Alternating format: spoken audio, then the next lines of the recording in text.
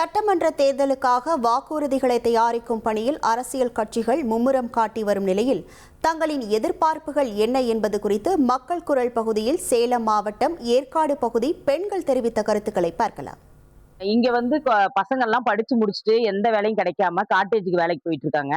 இங்க ஏதாச்சும் ஒரு பசங்களுக்கு ஏதாச்சும் முன்னேற்றமான ஒரு தொழில் ஏதாவது பண்ற மாதிரி ஏதாவது அவங்களுக்குன்னு ஒரு இருந்துச்சுன்னா ஹில் ஸ்டேஷன்ல இருக்கிற பசங்களுக்கு நல்லா இருக்கும். ஏன்னா இந்த ஏரியாலாம் அப்படியே நீங்க எல்லாம் விட்டுற மாதிரி எங்களுக்கு ஒரு தோணலா இருக்குது.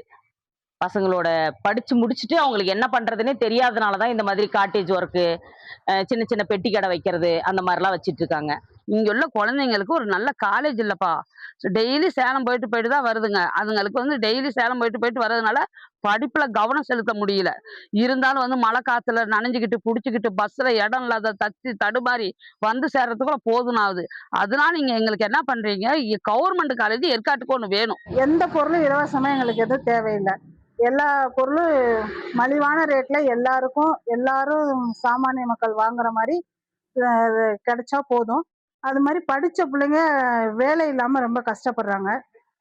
படிச்சவங்களுக்கு நல்ல ஒரு வேலை வாய்ப்பு ஏற்படுத்தி கொடுக்கணும். இந்த மாதிரி மலைவாழ் மக்கள் ஏற்காட்டில் எல்லாரும் நாங்கள் இங்கேருந்து சேலம் போய் தேடுறதுக்கு எங்களுக்கு ஒரு நல்ல வேலை வாய்ப்பு ரெடி பண்ணி கொடுக்கணும். கவர்மெண்ட் ஹாஸ்பிட்டல் நிறைய இல்லை, பிரைவேட் ஹாஸ்பிட்டல் அதிகம் இருக்கிற இதுல கவர்மெண்ட் ஹாஸ்பிட்டல் அதே மாதிரி வந்தா நல்லா இருக்கும்ன்றது பொதுமக்கள் எங்களுடைய கருத்து. ரெண்டாவது, எங்களுக்கு இந்த தேர்தல்ல இலவசன்றது தேவையே இல்லை. இலவசம் கொடுத்து நிறைய விலைவாசி ஏறுது, பாமர மக்கள் ரொம்ப பாதிக்கப்படுறாங்க விலைவாசினால.